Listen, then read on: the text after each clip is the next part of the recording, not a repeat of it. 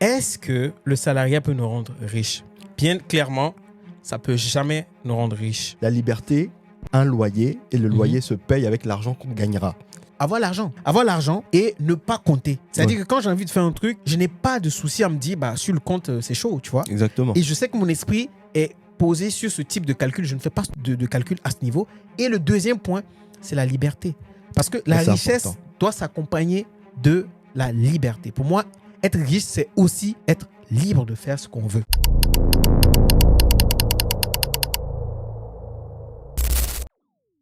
Bonjour les gars. Bonjour les go. J'espère que vous allez bien. Alors, bienvenue sur notre chaîne YouTube. Et aujourd'hui, on a un constat.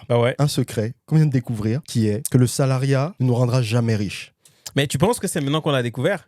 Je pense pas, parce que je pense que ça date depuis un certain moment. Grave. Donc aujourd'hui, c'est ça. Donc on va parler du salariat et de la richesse. Est-ce que le salariat peut nous rendre riches? Bien clairement, ça peut jamais nous rendre riches. Alors pourquoi? Parce que tout simplement, pour moi, en fait, on est salarié d'une entreprise. Et cette entreprise, en fait, c'est le rêve de quelqu'un. Tu vois?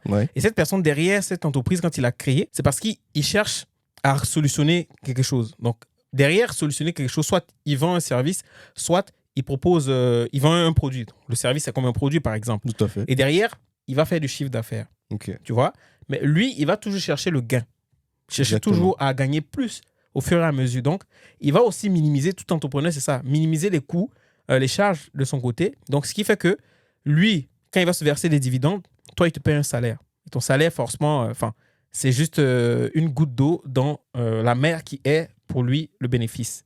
Donc, à quel moment, honnêtement, on a compris que le salariat n'allait pas nous rendre riches, tout en sachant que, comme on avait dit dans notre précédente vidéo, on vient d'Afrique. En Afrique, on sait que la mentalité qu'on a derrière le salariat. Tout le monde veut avoir des gros diplômes en griffe et puis aller travailler. Mais nous, on arrive ici et comment on a pu vraiment se dire, non, on ne peut pas rester salarié toute notre vie. Alors moi, je pense que ça part d'un constat simple, c'est-à-dire que la voie royale, comme tu dis en Afrique, pour se sauver de tous les maux, entre guillemets, c'est les études. Oui. Donc, être bardé de diplômes, c'est vraiment le truc qu'il faut pour s'en sortir. Parce qu'il faut dire que tous les métiers manuels, chez nous, c'est vraiment minimisé. Que tu sois plombier, mécanicien, mais de ouf. Menuisier, c'est vraiment minimisé par rapport au fait d'aller faire des grandes études. C'est ça, donc, la sortie, c'était les grandes études. Et donc, on te miroite quelque chose pour te dire, écoute, si tu as de grandes études, voilà, si tu travailles bien à l'école, tu atteindras ce niveau-là. Donc, au fur et à mesure de nos études, on se rend compte, mais attends, on a fait une licence, on a fait un master. Oui.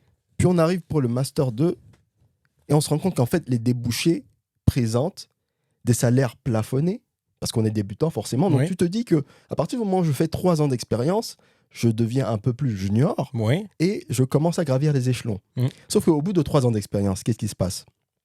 Blocage. Le plafond. Plafond de verre, tu vois. Voilà. Mais le truc, c'est quoi? C'est que on l'a compris bien avant d'atteindre ce plafond de verre parce que ça fait, si tu vas regarder les années, je le dis parce qu'on se connaît. Tout à fait, ouais. Ça fait quand même bien avant d'être entre griffes confirmé dans ce qu'on fait. Tout à fait. On a compris ça avant, en étant junior. Mais qu'est-ce qui a fait ça? Moi, honnêtement, ce qui a fait, c'est que ça avait commencé depuis quand j'étais arrivé en école de commerce, tu vois. Quand j'arrivais en école de commerce, en fait, je me suis rendu compte que toutes les personnes qui ont créé des entreprises, ce sont des gens qui ne sont pas forcément allés à l'école. Genre, pas dit aller à l'école, mais qui ne sont pas arrivés à mon niveau de graduation à l'école. Déjà, il y a des gens qui ont Bac+2 et qui sont des chefs d'entreprise. Et des entreprises qui fonctionnent bien. Je me suis dit, c'est bizarre. Comment se fait-il?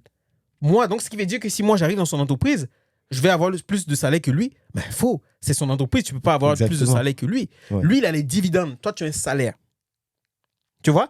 Et c'est là-bas que j'ai commencé à me poser des questions. Et le déclic est venu parce que c'est toi. C'est toi, toujours toi, en fait. Lui, toujours en train de chercher là où il y a la bête, la petite bête, tu vois, les infos. Mais c'est vrai, il est comme ça.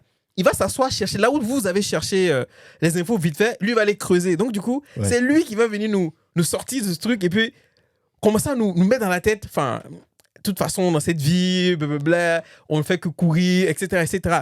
Donc, c'est à partir, juste pour dire que c'est à partir de cet instant que j'ai commencé à chercher, à comprendre.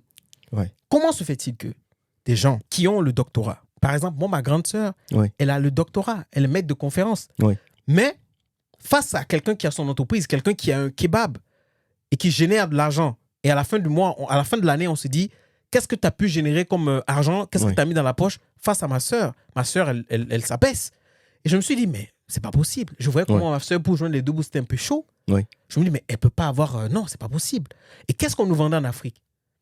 Qu'est-ce qu'on nous vendait en Afrique? Et c'est là que j'ai commencé à chercher. Et on nous disait justement que tu continues, tu vas y arriver. Et moi, quand je suis arrivé au niveau des entreprises, les premiers stages et le CDD qui s'en est suivi, en fait, tu te rends compte que même si tu fais le maximum dans la boîte, tu seras payé à hauteur où on t'a indiqué. En fait, on va pas te dire un beau matin, tu as fait plus que ce qu'on t'a demandé, tiens, un petit billet en plus. Non, donc tu vas échanger la majorité de ton temps pour sectoriser dans l'entreprise, dans un domaine, pour le donner à l'entrepreneur au final. Parce que la vision du chef d'entreprise, c'est sa boîte, et toi, tu n'es que la ressource qui va lui permettre de l'atteindre. Donc au final, ta montée est graduellement opposée à... Ah oui. En tout cas, elle va moins vite que celle de l'entrepreneur, puisque toi, tu réalises sa vision et lui te paye pour réaliser sa vision. C'est-à-dire que, à moins que tu aies... Alors attention, tu peux avoir, comment dire, des aptitudes qui peuvent te permettre d'être à un certain niveau, mais il faut savoir que tu ne vas jamais dépasser l'entrepreneur, puisque c'est sa boîte au final. C'est sa boîte au final. Voilà. Peut-être que il y a des gens qui, facilement, il y a certaines personnes sur certains postes, certains niveaux d'entreprise, dans des grands groupes, il y a des gens qui sont à 5 chiffres, 6 chiffres de salaire. Peut-être qu'il y en a même 7, je ne sais pas. Mais même malgré ça, tu restes quand même conditionné. Parce que ce n'est pas parce que tu es à ce poste que tu n'es pas éjectable. Exactement. Et c'est la deuxième étape qui m'a finalement confirmé que non, tu peux pas. Parce que pour moi, la définition de la richesse, c'est quoi? Pour moi, la définition de la richesse, c'est avoir l'argent. Avoir l'argent et ne pas compter.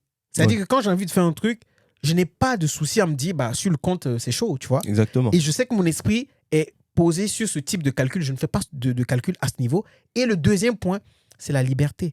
Parce que la richesse doit s'accompagner de la liberté. Pour moi, être riche, c'est aussi être libre de faire ce qu'on veut. Je ne sais pas pour toi, mais pour moi, ça va de pair. Alors pour moi, la liberté, c'est vraiment le Graal de ce qu'on peut offrir en termes de richesse. Parce qu'il faut savoir que la liberté a un loyer, et le loyer se paye avec l'argent qu'on gagnera. Tu vois? Parce que pour avoir la tranquillité d'esprit et cette liberté-là, il faut mettre le prix. Ce n'est pas un prix de salarié. Pourquoi? Parce qu'à partir du moment, comme on a dit, tu es dans une boîte, même si on se répète beaucoup, tu es dans une boîte, tu travailles sur un temps, et quand tu fractionnes ce temps-là, à partir de ce moment-là, si tu arrives à dégager une entreprise qui, en fractionnant le temps, te donne plus que ce que tu gagnes en tant que salarié, tout de suite, c'est exponentiel. Donc, tu rattrapes du temps, tu gagnes du temps. Tu gagnes du temps, et on sait qu'aujourd'hui, la denrée la plus rare et qui passe le plus vite, que l'homme ne maîtrise pas, c'est le temps. C'est le temps. On ne peut pas revenir en arrière. Là, on vient de parler, 2 secondes, 3, 5, 10, fini. C'est terminé. Donc, comment est-ce que l'homme fait pour courir après le temps? Dire courir après le temps, je pense que c'est en griffe. Sinon, tu ne peux jamais courir. C'est pas possible. En vrai, on ne le rattrapera jamais. Tu essaies juste de te dire, je fais le maximum pour atteindre un objectif avec un temps qui me sied. C'est ça, tout à fait. Et moi, je n'ai pas vraiment compris. Toi, on a parlé, mais à quel moment vraiment ça a été le truc que tu t'es dit, ah ouais, non, c'est bon, quoi. Il faut qu'on cherche. Il faut que je cherche. Alors, c'est au tout début. Tout début parce que burn-out, tu arrives dans l'entreprise, tu fais le maximum. Tu sais, quand au début, tu es débutant, tu es zélé, tu prends tout ce qu'on te donne, mais au final, tu te rends compte que tu es sous la charge de travail et tu te remets en question. Alors, tu te remets en question dans le mauvais sens parce que tu te dis, qu'est-ce que j'ai fait pour ne pas finir mes tâches? En fait, non, ce n'est pas toi. C'est-à-dire que l'organisation du temps en entreprise fait que tu ne peux pas tout simplement finir toutes les tâches qu'on te donne. Les tâches sont étalonnées sur une période, mais si tu veux les faire en 1 jour, 2 jours, tu risques d'y passer, quoi. Tu vois, donc, comment y arriver? Et je me suis dit, mais il y en a beaucoup trop, mais on ne te donne même pas le sentiment que tu en fais assez, en fait. Tu en fais jamais assez pour l'entreprise. Donc, ça fait que c'est là où je me suis dit, mais attends, j'ai fait tout ça, je tombe malade, mais comment réduire mon temps de travail? Et c'est ce rythme-là de métro, boulot, dodo que tout le monde connaît aujourd'hui qui m'a fait, mais attends. Parce que je vais raconter une anecdote quand même. C'était un matin, je me retrouve dans les transports. Tu sais, on était habillés en costume cravate puisqu'on travaillait en banque. Ouais. Tu te rappelles? Et là, je suis assis et il y a une dame qui passe avec ses tomates et qui en renverse sur ma chemise blanche, tu vois. Oh. Donc j'ai une tomate rouge sur la chemise blanche, je vais au boulot. Là, qu'est-ce que je fais? Mais je dis, mais pourquoi est-ce que je vais là aujourd'hui? Est-ce que c'est vraiment nécessaire? C'est-à-dire que ça t'a remis tout en question. Exactement. Quoi, est-ce que c'est vraiment nécessaire que j'aille à ce boulot-là? Je peux rentrer chez moi, en fait. Oui. Mais non, j'en ai besoin. Donc, la question qui est venue, c'est qu'est-ce que je peux faire pour simplifier mon temps de travail et gagner plus, en fait? Limiter le temps pour gagner plus. Finalement, c'est pour ça que c'était certaines personnes disent que ce n'est pas forcément travailler dur qui va te... Il faut travailler intelligemment. Exactement. Et ce que tu viens de dire, c'est vrai parce que travailler dur, c'est quoi? Les gens ont l'impression que si tu te mets corps et âme dans un métier, il faut qu'à la fin de la journée, tu transpires pour montrer que tu as travaillé. Non, tu peux transpirer sur place. Hein. Ben oui. tu vois. Mais oui, je vois ce que tu veux dire. Au final, tu peux ne pas avancer. Et même, on peut prendre un exemple parce que quand on regarde, il y a certains métiers, les personnes, ils s'usent. C'est ça. Mais derrière, il n'y a rien que le SMIC. Exactement. Tu vois? Est-ce que celui-là, tu vas lui dire qu'il ne fait pas un travail acharné? Exactement. Si on prend un docker, ben voilà. C'est pas parce qu'il a soulevé plus lourd dans la journée qu'il va gagner plus. Ben voilà. Peu importe le poids, il a fait son travail, il est payé par son temps de travail. Exactement. Mais c'est typiquement ça. Et c'est ce que, moi je pense que pareil aussi, c'est ce que j'ai finalement compris. Je me suis dit, écoute, ok, là, moi j'ai envie de vivre. Moi, quand je vois les gens qui sont riches, j'ai envie de vivre comme eux. Moi j'ai envie demain de me dire, si j'ai envie de me payer une Rolls-Royce ou une Lamborghini, je vais le faire. Mais quel est le salarié, j'ai déjà entendu, quel est ce salarié qui roule avec ces voitures-là? Une Rolls-Royce, c'est une maison. Carrément. Le prix d'une maison. Carrément. Donc, tu peux pas avoir un salaire comme ça. Non. Donc, pour avoir un salaire comme ça, il faut que tu crées de la valeur ajoutée. Et cette valeur ajoutée va te donner des dividendes qui, derrière, vont te permettre de pouvoir t'offrir ça sans pour autant avoir flippé, sans pour autant te dire que ton compte en banque, c'est chaud, tu vois. C'est ça. Et le truc, c'est quoi? C'est que c'est bien beau de comprendre ça, mais quelles sont les actions, par exemple, de ton côté, moi, vice-versa, que tu as pu mener pour essayer de te dire, d'ici là, il faut que je sorte du salariat? Alors, effectivement, on a été très, très bon en recherche. Hein. N'oubliez pas, on a fait de l'économie. Ah bah oui. Hein. Donc, pour les recherches, on est assez haut niveau. Donc, finalement, ce que tu vas chercher, en tout cas, moi, ce que j'ai cherché, c'est quel business je peux faire pour me dégager un petit peu de ce salariat-là. Voilà, je me dis que des petites rentrées d'argent pour me permettre de compléter. Parce qu'au final, quand tu travailles, tu te rends compte que ton temps est passé et puis après, tu gagnes toujours le même salaire, quoi. Donc, j'ai commencé à chercher. Donc, je me suis intéressé à pas mal de choses parce que je suis en finance. Donc, le premier sujet qui m'est venu, c'est l'immobilier. Tu sais, c'était l'époque... on va pas dire les années folles, mais l'époque où l'immobilier était vraiment au centre de tout. Comment faire? Quels sont les leviers dans l'immobilier? Achat, revente, location. On va détailler tout ça plus tard.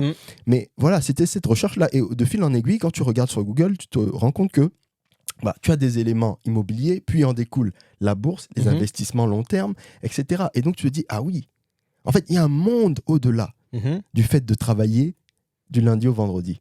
Et c'est là où ça fait des clics. Tu vois? Et tu te dis, ok, donc il y a de quoi faire. Et surtout, dans ce côté-là, en termes d'action, c'est surtout être confortable avec ce qu'on a trouvé. Parce que toi, peut-être que l'immobilier peut ne pas te correspondre ou la bourse ou un business physique. Parce qu'il y a le business physique aussi. Bah oui. D'achat-revente. Mais pour compléter, parce que comme tu parles de l'immobilier, je pense que nous tous, on a commencé avec l'immobilier. Je pense que, moi, honnêtement, tu nous as conduits, hein, je me rappelle. Mais on va en parler après. On va en parler. Mais pour le moment, c'est pour dire les actions que nous, à notre côté, on a pu mener. Peut-être que certaines personnes vont se reconnaître dans ce qu'on va dire. C'est ça. Mais c'est ça, c'est la recherche. La recherche. Est-ce que moi, en tout cas, j'ai tapé sur Internet comment devenir riche. Ça, je ne sais pas si tout le monde l'a fait. On a tous fait ça. Et c'est en ce moment, il y a beaucoup de choses qui sont sorties. Et c'est là que tu vas découvrir l'immobilier. Mais j'ai commencé aussi par là, tu vois. Et c'est toi qui es venu appuyer parce que tu avais commencé à faire des recherches. Tu as commencé à écouter des conférences et tout sur l'immobilier. Mais il y a une chose, c'est que on a cherché ça, mais en cherchant ça, on est tombé sur le développement personnel. Tout à fait. le développement personnel... Parlons-en. Ah, laisse tomber. Parlons-en. Le développement personnel a changé notre manière de voir les choses. Ouais. Je veux pas qu'on en parle beaucoup, mais Oui. ça a été des actions, ce sont des actions qu'on a menées qui nous ont conduit à ce développement personnel. On a commencé à chercher quelque chose.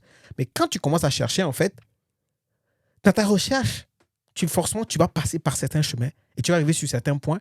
Et ce point-là a été un moment clé. Je ne sais pas pour toi, mais pour moi, ça a été un moment clé. Mais au début, tu te dis, ouais, c'est le développement personnel et tout. Ouais, je suis motivé. Mais non.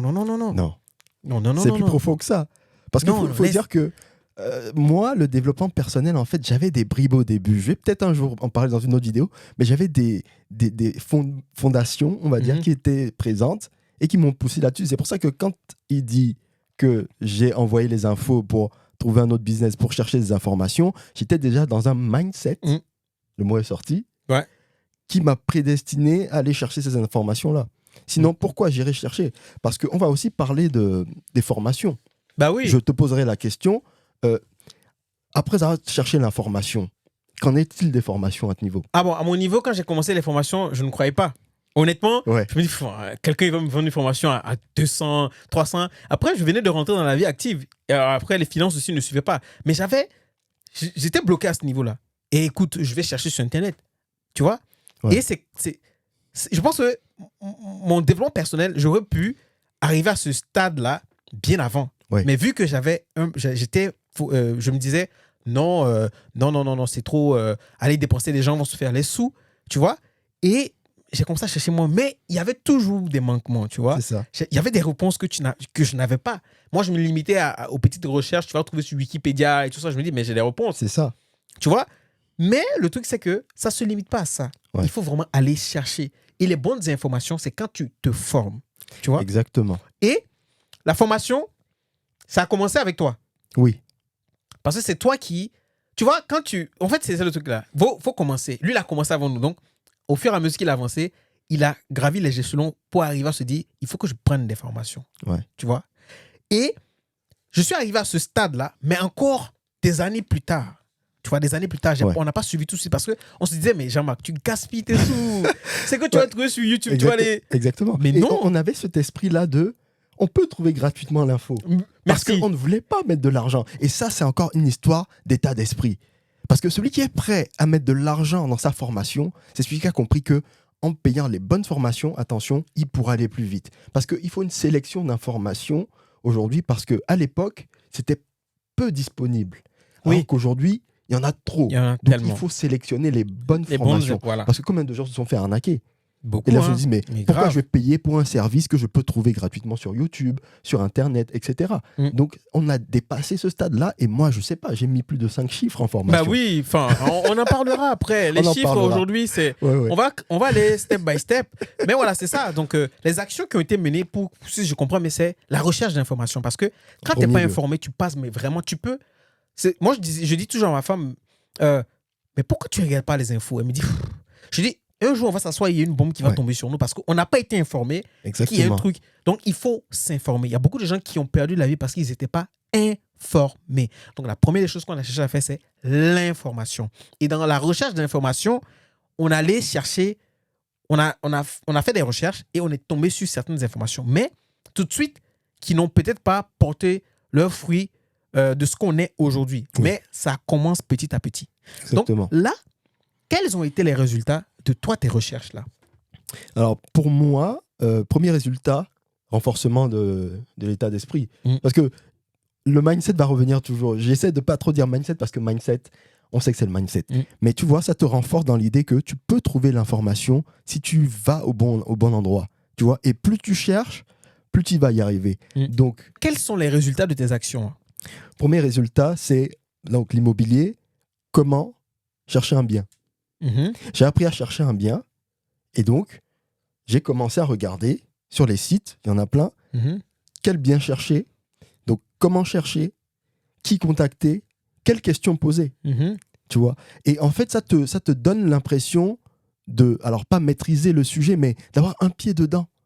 Parce que tout ce qui était abstrait au début, où tu cherchais l'information, puis tu as pris l'information, ça te donne un pied dedans parce que maintenant tu es sur le terrain, tu cherches et tu vois, puisque les immeubles, les maisons, les appartements, c'est du concret. Donc quand tu le vois, tu vois des gens qui le font ou des vendeurs, tu te dis, ah oui, c'est faisable. Et en fait, tu es dedans, en fait.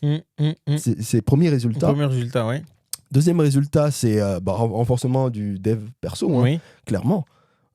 Et de fil en aiguille, on en est là aujourd'hui. Ouais. Pareil, moi, honnêtement, c'est d'abord le développement personnel. En fait, parce que quand tu es en perpétuelle recherche, tu te poses toi-même des questions. Des fois, tu es dans le doute et tu fais une introspection. Tu sais, quand tu te poses des questions toi-même, tu te dis, enfin, pourquoi je ne trouve pas? Comment se fait-il? Etc., etc. Donc, ça m'a permis de rentrer dans mon subconscient, ma conscience pour me dire, enfin, cherche. Mais qu'est-ce qui ne va pas? Qu'est-ce que tu attends? Qu'est-ce que tu veux? Et c'est dans ces questions-là, qu'est-ce que tu veux vraiment? C'est dans ces questions-là que finalement, j'ai commencé à développer un autre mindset. Et je pense que c'est quand tu cherches, forcément, tu tombes là-dessus. Ah oui. Et dans ces recherches-là, j'ai connu beaucoup d'échecs. J'ai cherché des choses, je pensais avoir la bonne info. Et finalement, non, je me rends compte que non, cette information, ce n'était pas la bonne information. Ce n'était pas vraiment l'information poussée. Donc, je fais des erreurs, tu vois. C'est ça. Mais ça ne m'a pas empêché de me dire que je vais continuer. Exactement. Et ça, on parle de ça, moi je pense au début 2018, aujourd'hui en 2024. Ah oui, ça fait un moment. Donc ça fait un moment quand même. Mais on s'est pas arrêté à se dire, oui, quand tu commences quelque chose, tu es motivé, tu rencontres l'échec et tu te dis, ah, c'est chaud. Non. Le fameux échec. Voilà.